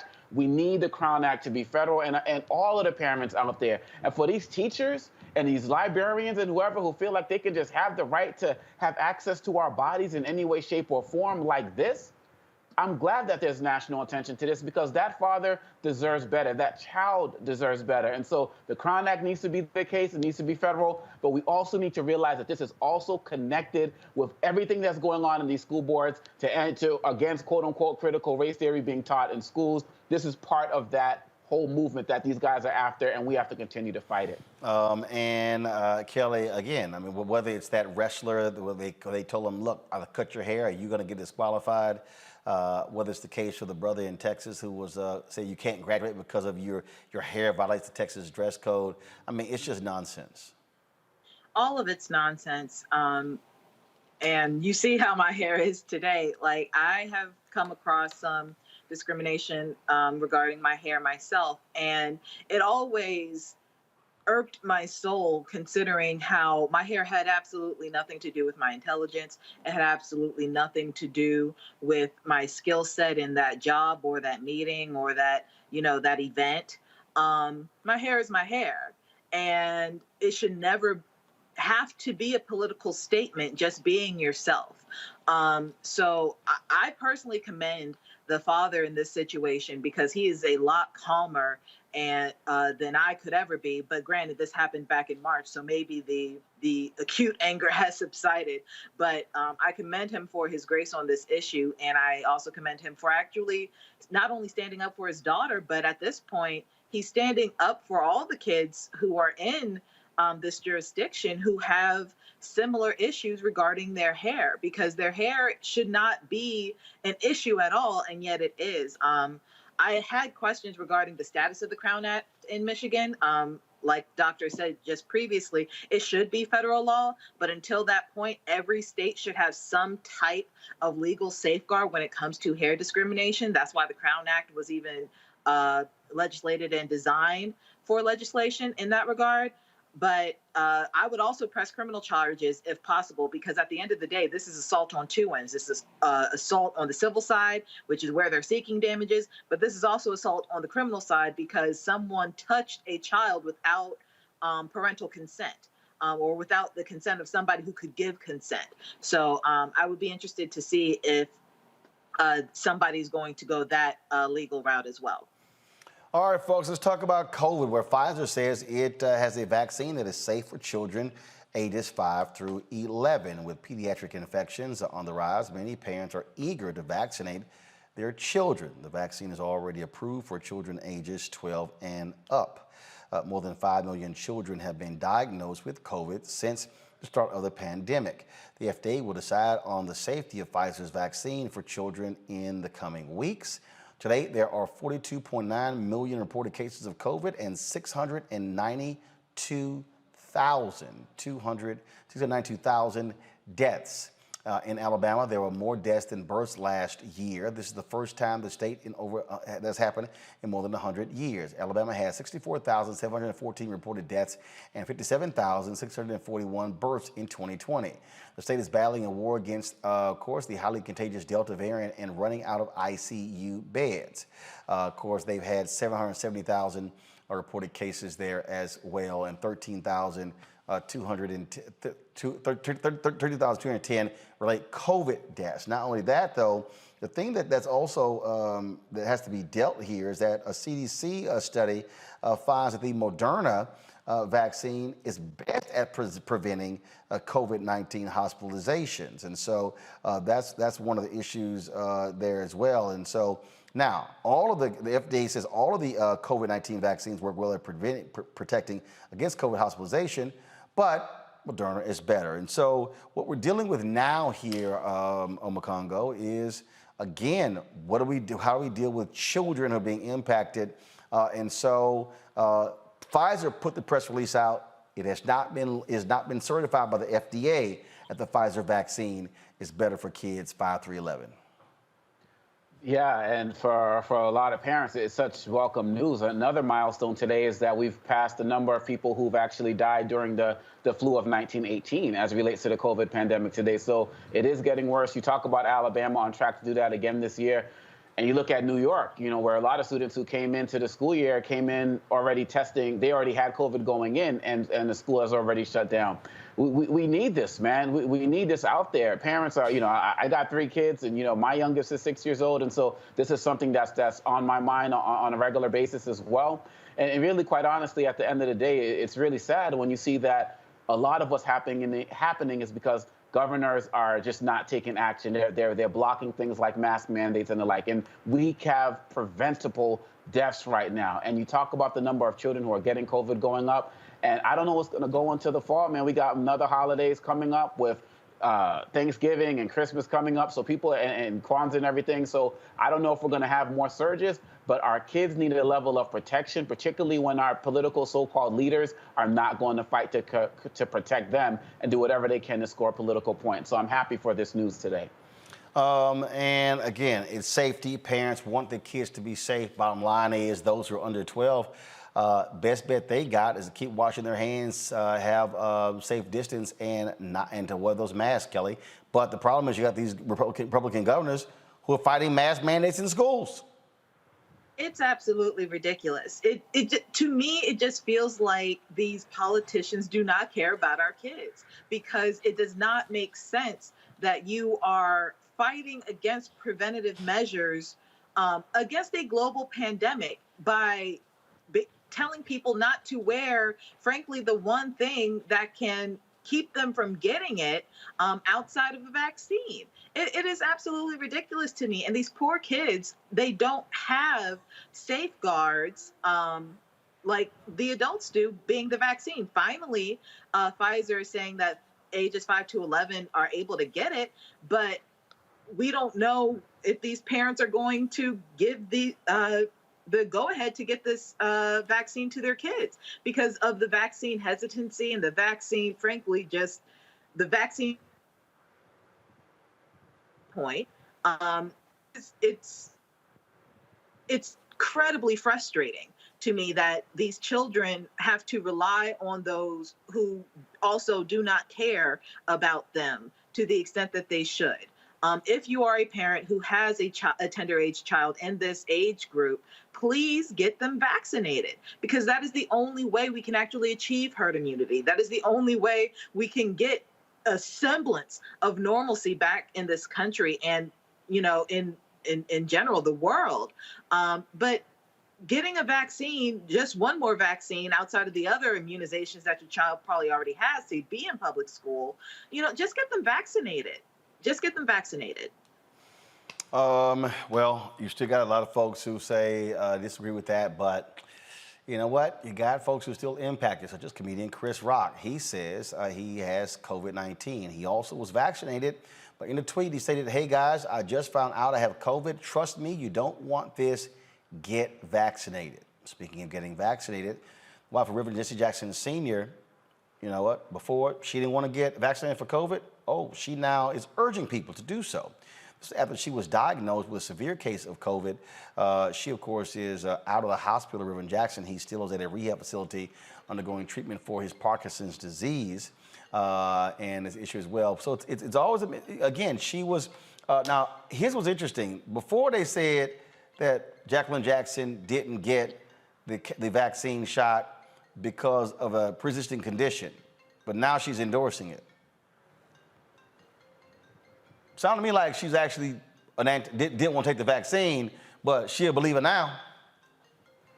Yeah, I find it very interesting to hear about that as well, because I was wondering, and I'm wondering now, she's still telling people to get it, but still won't do it herself because it's more of a public relations thing. I don't know if she said she's going to get it once she recuperates. I mean, I definitely hope that she does.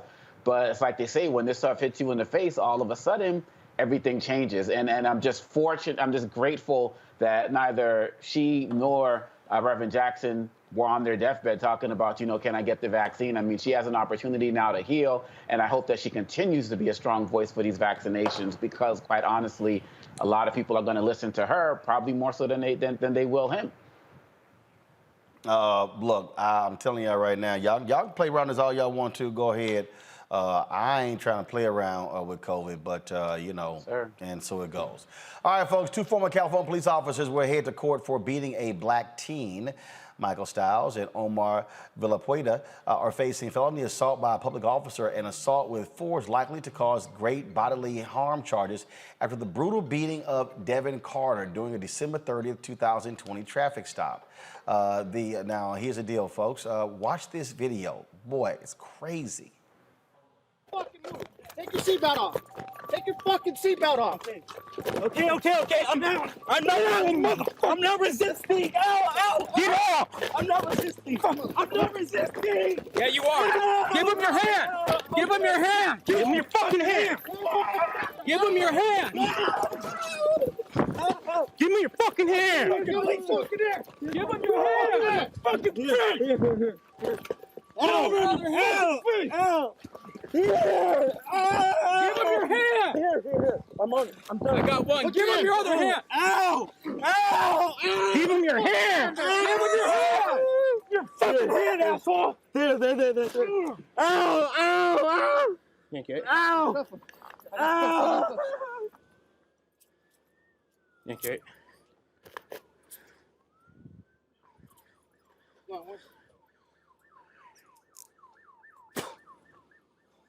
Ow!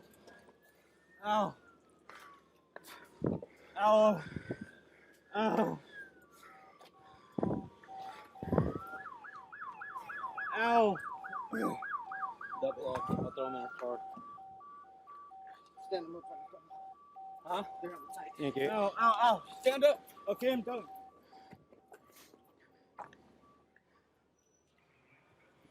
I keep saying, Kelly, the only way you deal with these thuggish cops, you got to indict them, convict them, send them to jail, and take their pensions. That's all. Because at this point, it is absolutely ridiculous. I personally had to, mute my phone and everything because I can't keep watching videos like this. I know that they exist. I know that it's still happening, but I personally cannot handle any more trauma to my Black brothers and sisters being imposed upon by racist police or racially biased police. Because it's not just white people, white cops doing this, it's also Black cops. But the fact that it is still this pervasive is triggering, it is traumatic.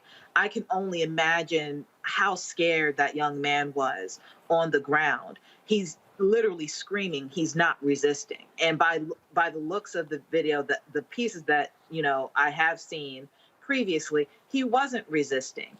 But further, it was just excessive force.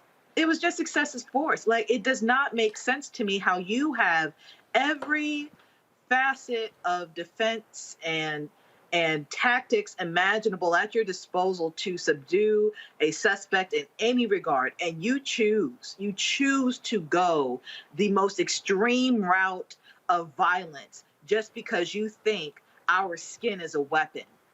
It is absurd, it is racist, and they should be up under the jail at this point, because what they did was absolutely disgusting. Yes, they've been fired. All of the administrative stuff is done. At this point, this is purely criminal. They need to be under the jail. Again, Makongo, if you got to have deterrence, and when they say I can get off, that's no deterrent. That's right. And this is yet another reminder of why we need the George Floyd Police Reform Act. It's another reason that we need to understand that as part of that is a database of officers who do things like this. So when they do get fired, they can't just go down the road and do this again. And we also have to be mindful of the fact that one of the things the brother was saying was that he sped up because he wanted to drive to a lit area because he was afraid of what was going to happen in being pulled over in the dark. We saw this a couple of months ago with a soldier in Virginia. Imagine if there was no lighting. This brother might have ended up dead. So we see these situations where officers will make the situation worse by running up and say, oh, you're resisting, and then knock them out, or just try to pull people over in the dark. And they put us in positions where they feel like they are forced to do what they're doing, where they're just looking for a reason to beat us down. And so we need that national registry. There needs to be a trial, and we need that police reform bill passed. And yes, I hate seeing these videos. I actually listened but didn't watch, Kelly, so I was on the flip side of you. But we have to be reminded at the same time that we don't have an anti-lynching bill. We don't have a George Floyd Police Reform Act. And with everything going on, COVID and all of these, we kind of lull ourselves into a belief that these things are not still happening until they happen to one of us. And so we have to keep up the fight and make sure that we're following these cases, because if we don't, no one else will. All right, folks, here's an update on the video that we showed earlier of U.S. Border Patrol agents beating Haitian migrants with whips on horses as well. This is a statement released by the Department of Homeland Security. The Department of Homeland Security does not tolerate the abuse of migrants in our custody, and we take these allegations very seriously. The U.S. Customs and Border Protection's Office of Professional Responsibility is investigating the matter and has alerted the DHS Office of Inspector General. In addition, Secretary Mayorkas has directed that personnel from the Office of Professional Responsibility be on site full-time to ensure that the responsibilities of DHS personnel are executed consistent with applicable policies and training in the department's values. Secretary Mayorkas visited Del Rio today and witnessed the extraordinary work of DHS personnel. The footage is extremely troubling, and the facts learned from the full investigation, which will be conducted swiftly, will define the appropriate disciplinary actions to be taken. We are committed to processing migrants in a safe, orderly, and humane way. We can and must do this in a way that ensures the safety and dignity of migrants. I would say anything less than them getting fired, Kelly, is unacceptable. I don't see what's humane about a man with a whip on a horse whipping Black people into submission when they are clearly of no threat to the men on horses with whips. Like, there's no excuse for this whatsoever. And like I said before, or at least I tried to say before, this administration knew what was going on at the border. This administration knew that they were equipped in this way. And if they didn't, they weren't doing their due diligence as an administration regarding who is guarding the border. This is unacceptable on so many fronts. I mean, I'm sorry. It's just unacceptable. It is unacceptable. And that statement to me was a load of BS until I see something otherwise physically, tangibly change. Absolutely. I'm Magongo. I found it interesting. I was kind of reading that with a little bit of a third eye, and they talked about cheating people with dignity who are in our custody. And I'm like, okay, well, if these guys didn't fully cross the border yet, if they're kind of like still on the Mexico side, does it justify what they did? You know what I'm saying? And so I thought that was very interesting in terms of how it was worded. But like Kelly said, until we hear some real consequences and see some real action, in addition to all of the other nonsense that needs to stop, like stopping these flights and letting people know, not letting people know where they're going, these are just words to try to quell a situation, but we need to see some real consequences. Absolutely. And so we will be looking for more of that and so to see what happens next. So, yeah, it's going to be quite interesting. All right, folks. You know what time it is?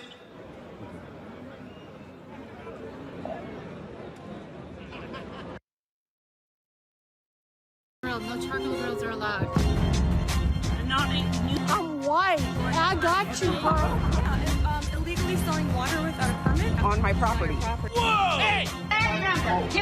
You don't live here. I'm uncomfortable.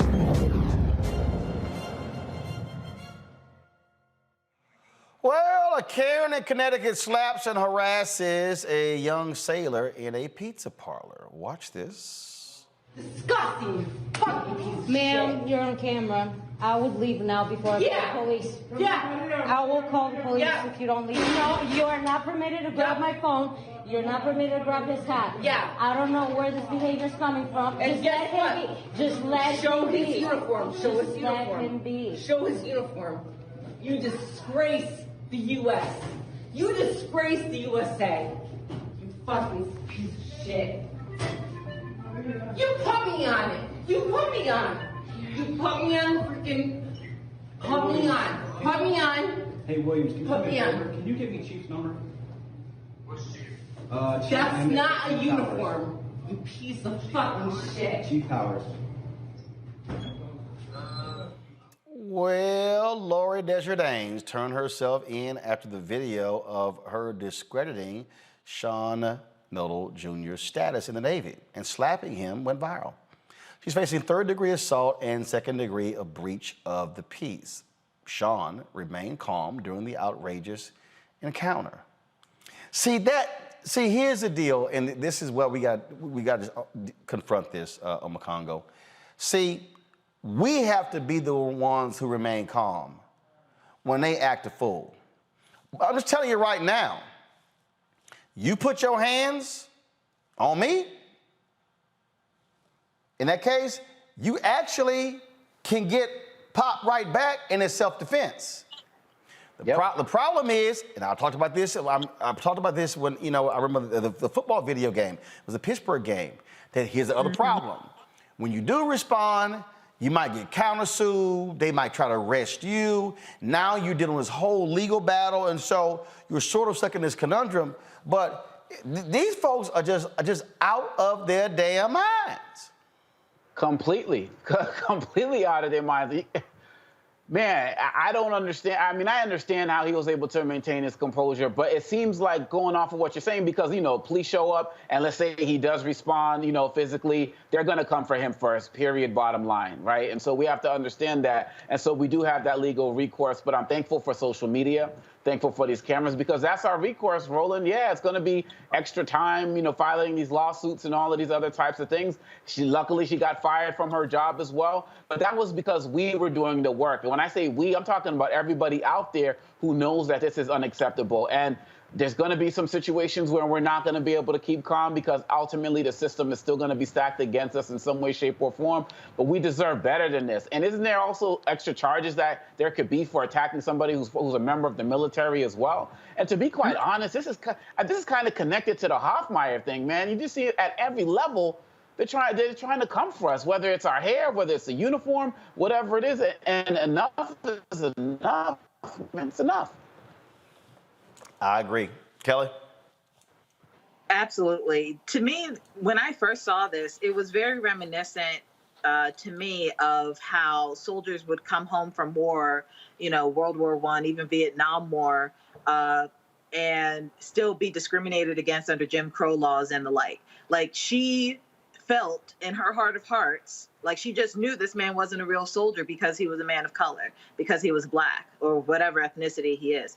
And the fact that she felt so emboldened to assault someone, a soldier no less, because she thought he wasn't a soldier, shows me that it does not matter whether you're in uniform, whether you've served your country or not. Your skin is viewed as a threat. Your skin is viewed as a weapon. And that is what needs to stop here. It is a culture of white supremacy and arrogance and, frankly, stupidity that creates the caucasity that this Karen possessed to actually, have the unmitigated gall to reach out and touch somebody offensively to the point, it does not make sense to me. It's absurd. I keep saying, these folks gonna end up getting their ass whooped, and then they're gonna, oh my God, I got beat. Don't put your hands on people. Don't put your hands on people. All right, folks, some sad news, and that is this here. Comedian Anthony A.J. Johnson, best known for his role as Easy on Friday, appeared in many other films, including House Party, Minister Society, Lethal Weapon 3, The Players Club, and BAPS. He has passed away. His family announced that he passed away at the age of 55. No cause for death was given. He also appeared on Martin and Malcolm and Eddie, and so certainly our prayers go out to comedian A.J. Johnson. Man, 55 years old. Also, Pastor Carl Bean has been laid to rest. He was a Motown artist who released the 1978 Billboard charting song, I Was Born This Way, which inspired Lady Gaga's Born This Way. Archbishop Bean funeral took place on Saturday. He became a pioneer in the gay community, starting the Minority AIDS Project and Unity Fellowship Church movement in LA for openly lesbian, gay, bisexual, and transgender African Americans. Growing, the church grew into a national movement, creating the first black church for the LGBT community. Archbishop Carl Bean passed away at the age of 77. Also, family, friends, and fans got to say their final farewell to award-winning gospel singer Lee Williams. Williams founded Lee Williams and the Spiritual OCs, a quartet formed in the late 1960s. They performed soul-filled gospel music for nearly 5 decades. The group won several Stellar Awards and a Soul Train Award. Williams' funeral was held in his hometown of Tupelo, Mississippi. He passed away at the age of 75. All right, folks, certainly thoughts and prayers go out to all of them, these African Americans who have passed away, and so we certainly honor their work and what they contributed to our society. All right, folks, coming up next after this very quick break, we're going to talk about your workouts. What you need to do to, if you think you're doing stuff right, you ain't seeing the results, how do you switch that thing up? That's next on Fit, Live, Win, right here on Roland Martin Unfiltered, streaming on the Black Star Network.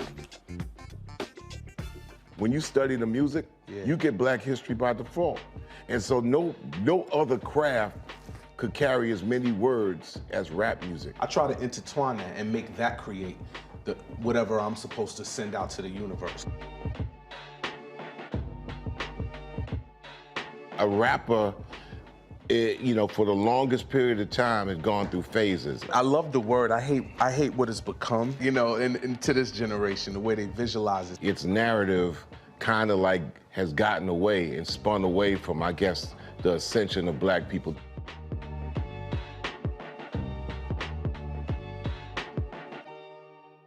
Hi, everybody. This is Jonathan Nelson. Hi, this is Cheryl Lee Ralph, and you are watching Roland Martin, Unfiltered.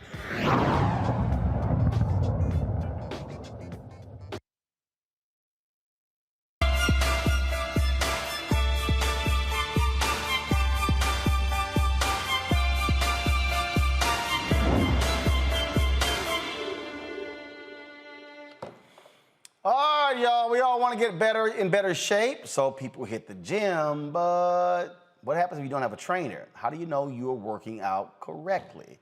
Here to tell us about the top 5 workout mistakes is Dooley Lucius, the founder of Effect Fitness in Atlanta. Glad to have you back on the show. I got a text message last time you were on from somebody who used to work for who said, boy, you had that country boy on the show.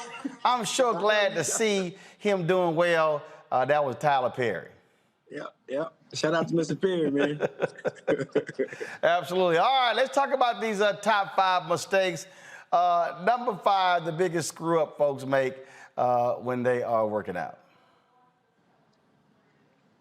Like I said, bro, I think the biggest mistake people are making right now, man, is just not having a plan. So, like most people you see in the gym, man, they're kind of wandering around.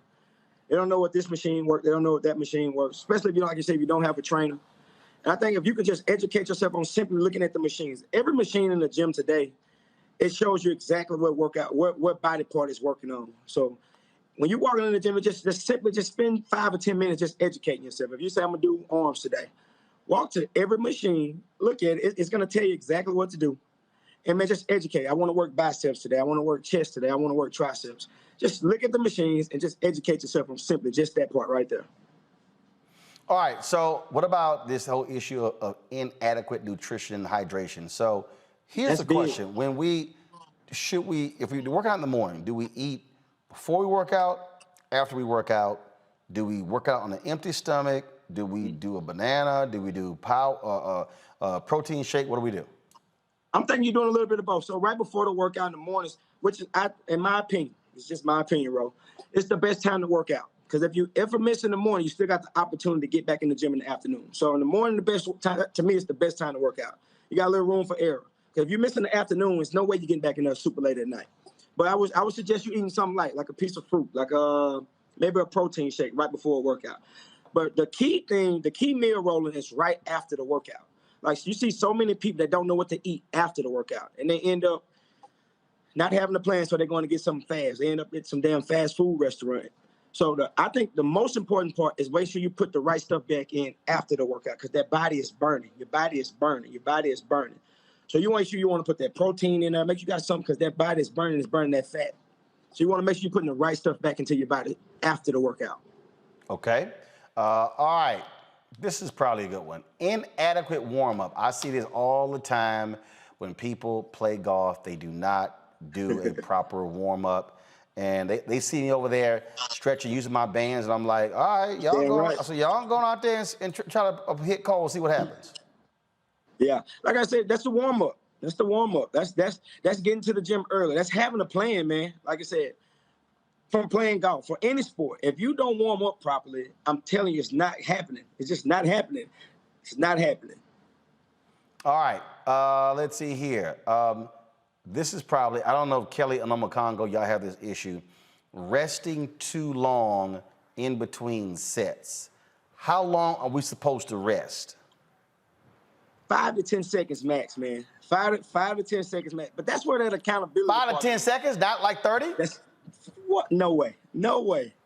No way. Okay. 5 to 10 seconds, man. You got to be back in that next set. You got to be back. But that's what I'm telling you. If you might not have a trainer, but you got to at least have an accountability partner. Even trainers don't like to work out by themselves. Like, I never like to work out by myself.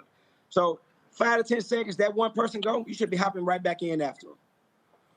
Okay, all right, let's see here. All right, no flexibility training. Explain that.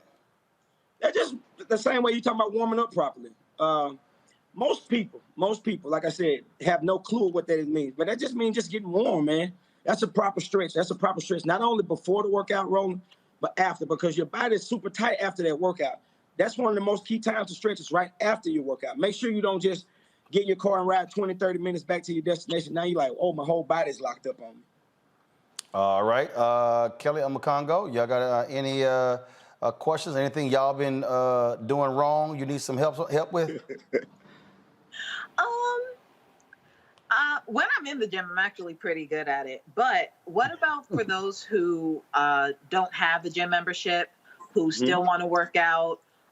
What tips do you have for them who are just getting started? A lot of my friends, myself included, we canceled our gym memberships because of COVID. So the working out and stuff has been increasingly difficult, even more than it was when I was going in the gym, because now I'm afraid to go in the gym because I'm just like, ew, COVID, you know? Yeah. So how do you, any tips for like inside the house, or because now it's getting colder, so you can't do the outdoor stuff as much. So any tips that you can give us, that'd be great.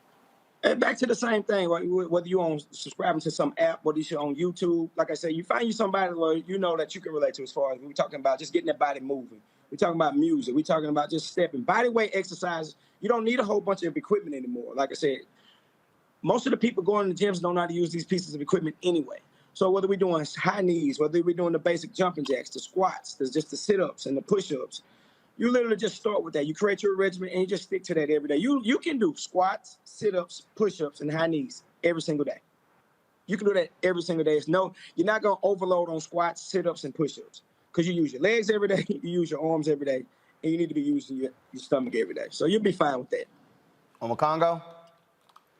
So one of the questions I have is about rest, because people used to say, you know, every other day, get your workout in. Now you're seeing some of these apps, they're saying 21 days straight. Where do you see it as it relates to resting your body nowadays? It's going to be different. It's going to be different per your body. You know what I mean? Like I said, what may work for me won't work for you. And that's why it's so key to not listen to people who just say, okay, 21 straight days. Some people, ain't no way you can handle that. And then what if I feel great on the 21st day? Why would I stop? You know what I mean? So I always tell people, it's for you. It's for you. These workouts are for you. That's why you need to find out exactly what works for your body. I'm not one of these people to come tell you what worked for me and help me get in shape. I want to work with you on what you need for you and your body. All right, then. All right, Dooley, where can people find you? Effect Fitness, man, on Instagram. Same thing on Facebook. Follow us. Hit us up, man. Download our app, Effect Fitness on Demand. I promise you'll love it. You promise we gonna love it? I promise you'll love it. Right from your own living room. You ain't got to come to the gym. Well, look, Doc, we certainly appreciate it. And again, folks got to get right. You know, we've got, of course, the winter season coming up. And so I'm quite sure folks want to be straight. Don't want to get caught off guard in the season. We appreciate it. Thanks a lot. Thank you, Ro. All right, thank you very much. All right, folks, that is it for us. Let me thank Makongo and Kelly for joining us on our panel today. Folks, we're going to stay focused and connected when it comes to what's happening with the Haitian migrants in Texas. I will be pressing the White House again to get somebody on the show. Hopefully, we're going to have the Congressional Black Caucus on the show tomorrow as well. If y'all want to support what we do, be sure to join our Bring the Funk fan club. Where every dollar you get goes to support this show. Cash App, $RM Unfiltered, PayPal.me/R Martin Unfiltered, Venmo.com/RM Unfiltered. Zelle is Roland@RolandSMartin.com, Roland@RolandMartinUnfiltered.com. Don't forget to also download the Black Star Network app. That's right, folks. You can watch us right there on the app on your iPhone, your Android phone, Apple TV, Android TV, Roku, Amazon Fire TV and Fire Stick, Xbox One, plus Samsung Smart TV. So please support what we do, folks. We are at 12,000 downloads. We already passed 10,000. Our next goal is to get to 20,000. So let's make it happen. Share with others. Spread the word, folks. We got some great stuff that we're doing. And I cannot wait to unveil the next steps for us. That's it. I'll see you guys tomorrow right here on Roland Martin Unfiltered on the Black Star Network. Holla!